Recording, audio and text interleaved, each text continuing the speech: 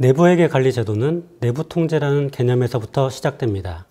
내부 통제란 영업의 효율성, 재무보고의 신뢰성, 법규 및 규정 준수와 같은 조직 목표를 효과적이고 효율적으로 달성하기 위해 회사 자체적으로 구축하여 임직원 등 조직의 모든 구성원들이 이행하여야 하는 절차를 의미합니다. 이것은 통제 환경, 위험 평가, 통제 활동, 그리고 정보와 전달체계 구축 등 조직 전반에 대한 통제를 포괄하는 개념입니다. 2000년대 초반에 미국의 월드콤이나 엔론 사태 등 여러 가지 회계 분식 스캔들이 발생하면서 회사의 재무제표, 즉 재무 상태와 경영 성과를 표시하는 숫자만 중요한 것이 아니라 그 결과에 도달하는 과정의 신뢰성을 확보하는 내부 통제의 중요성이 부각되었고, 그로 인해 싹스라고 명칭되는 법과 제도가 생겨나게 되었습니다. 국내에서도 미국의 싹스법을 기반으로 2003년부터 외관법의 내부회계 관리 제도를 법제화하였고, 2018년 11월 한국판 회계개혁법이 시행되면서 자산총액 2조 원 이상 상장 기업을 시작으로 내부회계 관리 제도에 대한 감사가 시행되었습니다. 경영진은 회사의 내부 통제를 설계, 구축, 운영하고 그 효과성을 평가하는 의무가 있으며, 외부감사인은 매년 회사의 내부회계 관리 제도에 대한 검토 또는 감사 의견을 표명해야 합니다. 내부회계 감사가 도입되면서 그 의견을 공시하기 위해 취해야 하는 절차와 확신의 수준이 더욱 높아졌습니다. 검토와 감사의 제일 중요한 차이점은 외부감사인의 의견이 소극적, 제한적 확신에서 적극적, 합리적 확신을 표명해야 한다는 점입니다. 따라서 기존에는 회사가 평가한 내용을 확인하고 이에 많이 의존했다면, 감사 수준에서는 회사가 실질적인 위험 평가를 통해 내부 통제를 설계하였고 또한 실질적으로 운영했다는 증거를 요구합니다. 뿐만 아니라 외부 감사인이 독립적으로 평가를 수행하는 비중도 증가하였습니다.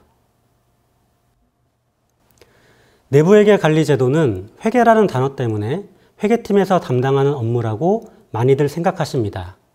내부회계 평가를 수행할 때 회계 전표에서 출발해서 증빙을 따라가는 방식으로 진행하였기 때문에 지금까지는 많은 기업들이 회계팀이나 재무팀에서 대부분의 업무를 수행하셨을 겁니다. 그런데 사실 회사의 통제 활동들을 들여다보면 회계 처리의 대상인 거래에 대한 통제부터 시작해서 이를 결산에 반영하는 통제까지 전반적인 과정에 걸쳐 모든 조직 구성원들이 참여하는 전사적 업무입니다. 따라서 실질적인 내부회계 관리 제도가 설계되어 운영이 되기 위해서는 전 임직원의 책임과 권한이 식별되고, 이와 관련된 통제에 대한 문서화와 사후관리에 대한 책임도 함께 부여가 되어야 합니다. 내부회계 관리 제도가 검토 수준일 때보다 보다 높은 수준의 문서화와 많은 통제 활동들이 요구되어지고 있기 때문에 전사적 차원에서 공감대를 형성하여 모든 임직원이 통제를 구축하고 운영하는 데 적극적으로 참여해야 합니다. 다음은 내부회계 관리 제도의 감사 및 감리 로드맵에 대해 설명드리겠습니다. 달라진 제도에 대해 준비할 시간이 필요하다는 기업과 감사인의 요구를 반영하여 금융당국은 지난해 상장사의 내부회계 관리 제도의 감리에 대한 가이드라인을 제시했습니다. 그 내용은 내부회계 관리 제도 감사 시행일로부터 2년에서 3년간은 제도의 최초 시행을 감안해 계도 위주의 감리를 운영한다는 것입니다. 즉, 계도 기간 동안 재무제표 감리 과정에서 고의적인 회계 부정이 발견되는 경우에는 내부회계 관리제도 감리에 돌입한다는 것입니다. 이 계도 기간 이후에는 보다 세밀한 감리가 실시되어 회사의 내부회계 관리제도의 설계, 운영, 평가 등 보고과정 전반의 세부적인 점검을 하게 됩니다. 올해 2022년부터 자산 규모가 1천억 이상의 중견, 중소상장사가 내부회계 관리제도 감사 대상이 되었고, 내년부터는 자산 규모 1천억 원 미만의 전체 상장사들이 내부회계 관리제도의 감사를 준비해야 하는 상황입니다. 따라서 이러한 계도 기간을 충분히 잘 활용해서 기업 내부에서는 변화된 제도를 적용하고 자발적인 점검을 마무리하여 실질적인 내부회계 관리 제도가 효과적으로 운영되도록 준비해야 합니다. 내부회계 관리제도 감사 도입으로 인한 가장 큰 변화는 재무제표와는 별개로 내부회계 관리제도에 대한 감사를 받는다는 것입니다. 미국은 처음 법제화를 하면서 내부회계 관리제도에 대한 감사를 도입했지만 국내법에서는 처음에 내부회계 관리제도 감사가 아닌 검토를 도입했습니다. 이는 내부회계의 검토가 회계감사의 일환이기 때문에 회계감사 의견을 변형시키지 않고서는 내부통제에서 유의한 미비점 이상의 검토 결과를 제시하기 어려웠습니다. 하지만 이제는 회계감사를 통하여 재무제표 금액에 대한 최종 확신은 있지만 재무제표를 작성하는 과정에서 내부통제에 심각한 문제점이 발견된다면 이로 인해 재무제표에 대한 감사 의견과는 별개로 내부회계에 대한 감사 의견만 비적정을 받을 수도 있습니다. 실제로 지난해 공시자료를 보면 회계감사 의견은 적정을 받았지만 내부회계 의견에서는 비적정을 받은 회사들이 많았습니다. 또한 올해부터 자산총액 2조 원 이상인 상장사에 대해 연결기준 내부회계 관리제도가 도입되었습니다. 연결기준 내부회계 관리제도 하에서는 중요한 자회사에서 중대한 취약점이나 유의적인 미비점이 발견된다면 모회사의 연결 재무제표에 대한 회계감사 의견은 적정이더라도 연결기준 내부회계 관리제도에 대한 감사는 비적정 의견을 초래할 수도 있습니다. 코스닥 상장사의 경우 2년 연속 내부회계 비적정 의견을 받게 된다면 상장 적격성 실질심사에 들어가며 기업 이미지 훼손 등 여러 가지 부정적인 결과를 초래할 수 있습니다. 화면에서 보시는 내용은 2020년 내부회계 관리제도에 대한 감사 및 검토 의견을 분석한 내용입니다. 2020년의 내부회계 비적정 사유를 보면 단기 감사 과정에서 중요한 재무제표의 수정이 발생한 경우가 27%로 가장 많은 비중을 차지하였고 설계, 운영, 평가 여부를 확인하지 못한 범위 제한이 18%로 그 다음을 차지했습니다. 2020년 기준 비적정 사유는 총 153개 항목인데 반해 총 88개사가 내부회계 관리제도 비적정을 받은 것으로 볼 때 여러 회사들이 최소한 1개 이상의 비적정 사유가 발생했다고 볼 수 있습니다. 다음은 내부회계 감사 시에 외부 감사인이 제기하는 주요 이슈 항목에 대해 설명드리겠습니다. 전사 수준에서는 경영진의 적격성 및 도덕성, 내부회계 담당 인력의 적격성에 대한 이슈가 가장 많이 논의가 되었습니다. 독립성, 객관성과 더불어 적격성에 대한 이슈가 감사인에 의해 지속적으로 제기되는 것으로 이해됩니다. 앞서 설명드렸던 내부통제 비적정 사유에서도 회계 인력 및 전문성 부족에 대한 지적사항이 14%를 차지했습니다. 거래 수준에서는 회계 추정치에 대한 통제 설계 이슈, 핵심 통제 활동의 설계 불충분, 경영진의 검토 통제 부족에 대한 이슈가 가장 많은 비중을 차지하였고 IT 프로세스에서는 보안 및 접근 통제 이슈가 44%를 차지하였습니다. 오른쪽 하단에 보시는 바와 같이 실무적인 관점에서는 모집단의 완전성 확인 절차의 부재, 키와 넌키 통제의 분류 오류, 통제에 활용되는 정보에 대한 검증 부재, 그리고 회사에 맞지 않는 표준 통제의 설계로 인하여 실질적으로 통제가 운용되지 못하는 상황에 대한 지적도 상당히 많이 발생하고 있습니다. 이 중 몇 가지 사례를 들어 실무적으로 발생하는 주요 감사 지적사항과 이에 대한 대응 방안을 설명드리도록 하겠습니다. 첫 번째로 회계처리 검토 및 재무제표 작성 통제 미비입니다.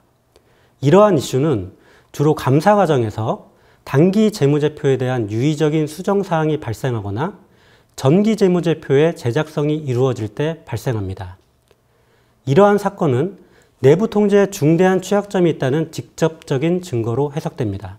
따라서 그동안 감사 과정에서 주요 회계 추정의 오류나 다수의 수정 붕괴가 발생한 경험이 있으시다면 경영진의 검토 절차인 MRC를 포함한 회계 처리 및 결산 검토 통제를 강화하고 전문성을 확보하셔야 합니다. 두 번째로 범위 제한의 경우입니다. 이는 통제 설계가 미비하거나 운영평가를 미수행하거나 운영평가를 형식적으로 수행하여 관련 증빙자료가 불충분한 경우입니다. 이런 경우에는 설계된 통제 활동들을 전반적으로 재검토하여 설계를 보완하고 운영평가에 대한 증적과 이에 대한 문서화를 준비하셔야 합니다. 세 번째로 자금 통제 미비입니다. 최근에 방송과 신문에서 가장 많이 다뤄지고 있는 사항이기도 합니다.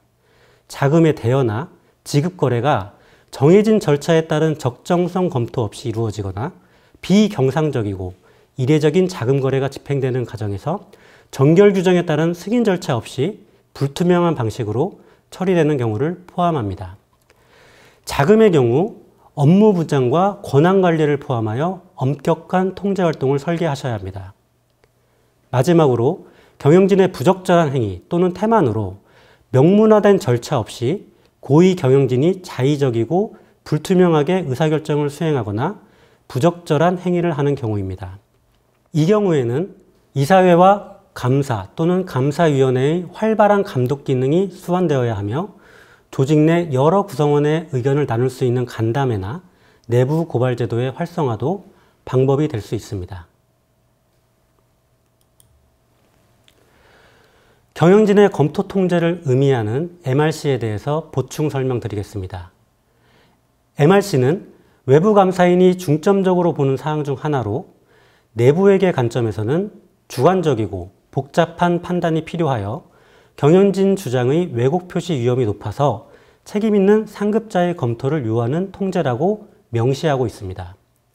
대손충당금, 확정급여 부채, 사업결합, 이연범위세 자산성, 법인세 불확실성, 유무형 자산의 손상, 종속기업 투자 주식의 손상 등을 꼽을 수 있습니다.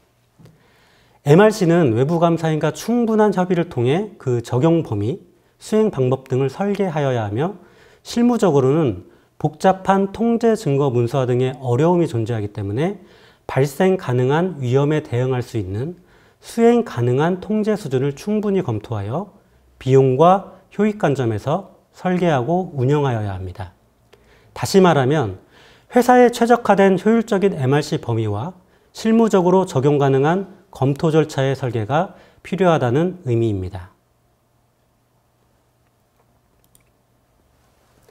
마지막으로 자금 프로세스에 대한 통제 설계 시 고려해야 될 사항에 대해 설명드리겠습니다. 자금 프로세스는 특히 계좌관리, 자금 집행, 그리고 회계처리 관련 통제에 주의를 기울여야 합니다. 첫째로 계좌관리 프로세스에서는 계좌 개설과 폐지 그리고 변경을 요청하는 활동과 이를 승인하는 활동의 업무 분장, 그리고 공인인증서와 OTP에 대한 권한관리가 매우 중요합니다. 뿐만 아니라 월별 잔액대사와 이에 대한 상위권자의 검토, 그리고 주기적인 미사용 계좌에 대한 관리 통제에 주의를 기울여야 할 것입니다. 둘째로 자금 집행 프로세스에서는 자금 이체와 승인에 대한 업무 분장과 자금 이체 시 원천 증빙 그리고 이체 대상 계좌 정보에 대한 검토와 이를 승인하는 통제의 설계가 중요하게 다루어져야 합니다. 또한 ERP를 통해 시스템에 등록되지 않은 계좌나 거래처에 대한 자금 이체 시 자동으로 이체가 제한되거나 특정 금액을 초과하는 자금 이체 시에는 CFO나 CEO 등에게 알림이 발송된다면 더욱 효과적인 통제를 설계할 수 있을 것으로 판단됩니다. 마지막으로 부정행위 발생 시 장기간 이러한 사실이 감추어지지 않도록 자금 집행 부서와 회계처리 부서의 업무 분장이 필히 요구됩니다. 이상으로 내부회계 관리제도 구축 및 감사 시 주요 이슈에 대한 설명을 마치도록 하겠습니다.